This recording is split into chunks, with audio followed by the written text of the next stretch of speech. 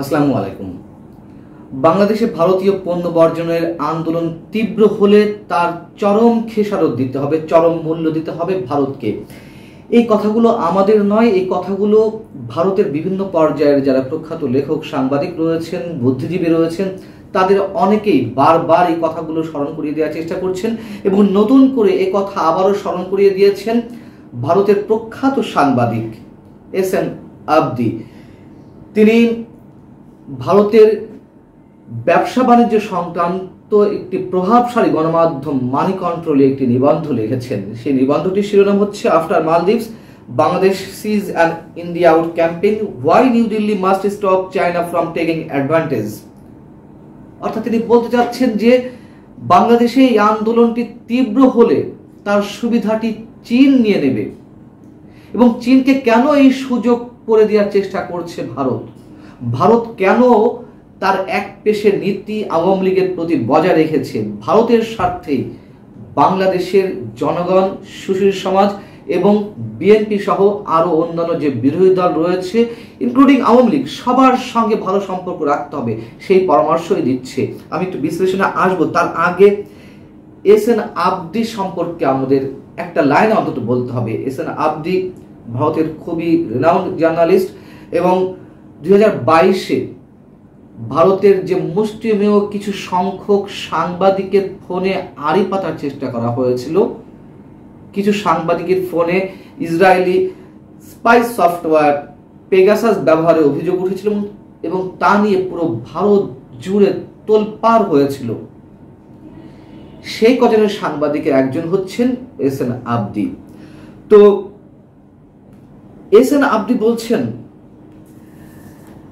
মালদ্বীপে কঠোর প্রচারের জন্য আমাদের ঘনিষ্ঠ এবং নির্ভরযোগ্য মিত্র মোহাম্মদ ইব্রাহিম সোলিকে রাষ্ট্রপতি পদ হারাতে হয়েছে। অর্থাৎ মালদ্বীপে তাকে করুণ পরাজয় বরণ করতে হয়েছে। সেখানে চীনপন্থী যে প্রার্থী মোহাম্মদ মইজু ক্ষমতায় এসেছেন, সেটি আপনারা সবাই জানেন। সেটি এখানে বলা হচ্ছে যে মোহাম্মদ সোলিকে যে তার পদ হারাতে হলো ভারতের কারণে, ভারত প্রীতির কারণে, এর বদলে চীনে ঝুঁকে থাকা মোহাম্মদ মইজু দ্বীপ দেশটিকে বেইজিং এর কক্ষপথে নিয়ে যাচ্ছেন এবং সেরকমই একটি সম্ভাবনা রয়েছে বাংলাদেশে। কিভাবে কি সম্ভাবনা আমরা জানি না, তবে তিনি বলছেন যদি এটি হয় সেক্ষেত্রে ভারতের জন্য ভয়ঙ্কর বিপদ। এবং এই কথাগুলো, এই যে ভারতের যে খবরদারি, ভারতের যে দাদাগিরি সুলভ আচরণ বিভিন্ন প্রতিবেশী রাষ্ট্রগুলোতে, মালদ্বীপের যে ইন্ডিয়া আউট ক্যাম্পেইন, সেই ক্যাম্পেইনকে কেন্দ্র করে ভারতের প্রখ্যাত আরেক রাজনীতিবিদ, কংগ্রেসের সাবেক মন্ত্রী শশী থারুর, তিনি প্রজেক্ট সিন্ডিকেটে একটি লেখা লিখেছিলেন। তার সেই লেখাটি নিয়েও আমি আলোচনা করেছিলাম। সেখানে তিনি বলেছিলেন যে ভারত এবং মালদ্বীপের মধ্যে অদ্ভুত ধরনের কূটনৈতিক যুদ্ধ চলছে। এই দ্বন্দ্ব স্পষ্টতই ভারতের কৌশলগত স্বার্থের জন্য হুমকি হয়ে দাঁড়িয়েছে এবং সেটি দেখা গেছে।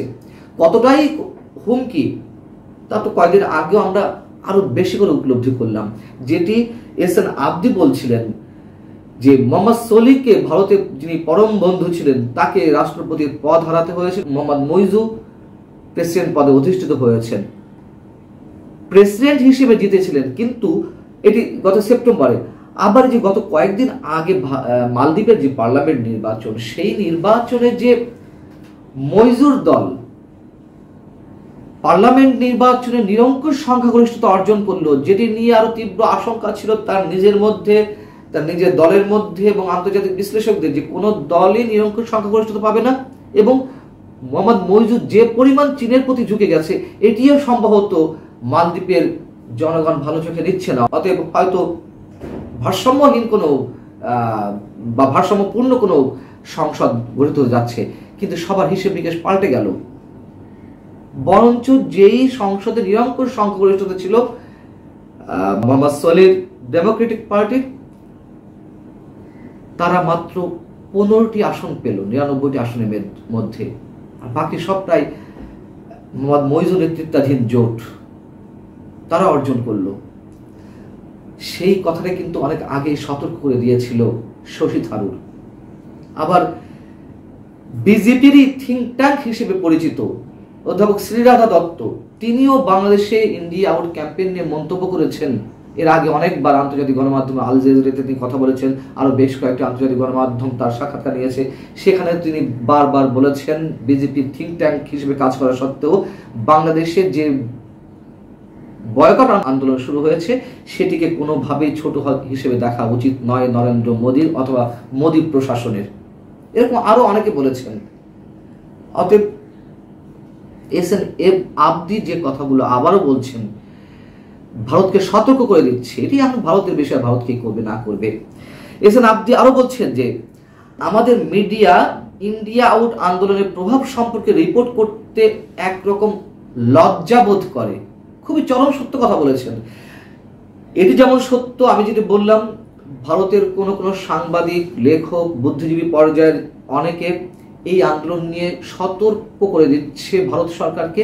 আবার পাশাপাশি কোনো কোনো গণমাধ্যম, হয়তো তার মাত্রাটাই বেশি, তারা আবার বাংলাদেশে এই ইন্ডিয়া আউট ক্যাম্পেইনকে একেবারে তুচ্ছ আকারে প্রকাশ করছে এবং এটি কোনো আন্দোলনই নয়, এমনভাবে তারা তুলে ধরছে।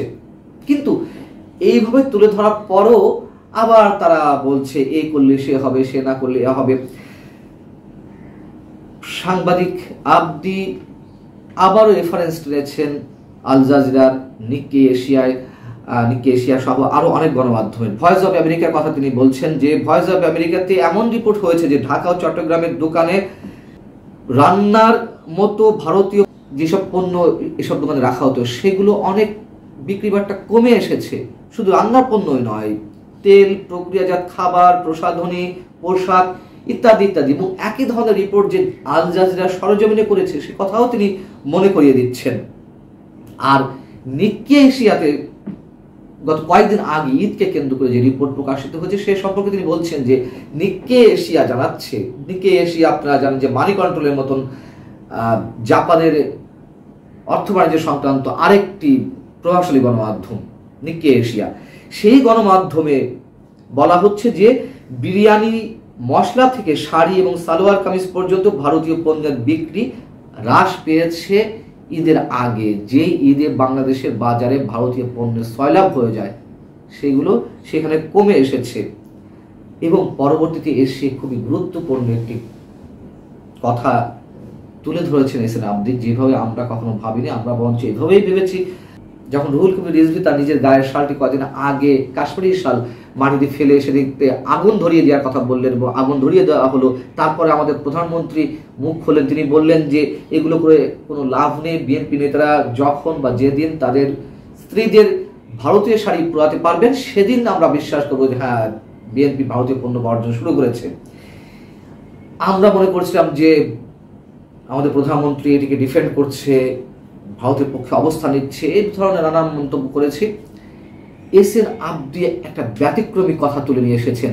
তিনি বলেছেন যে প্রধানমন্ত্রী এই বক্তব্যকে কেন্দ্র করে অনেকে হাসাহাসি করেছেন এবং তিনি হাসির মতো বক্তব্য দিয়েছেন, কিন্তু এটি হাসির কোনো বক্তব্য নয়, বরঞ্চ এটিকে খুবই সিরিয়াসলি গ্রহণ করতে হবে।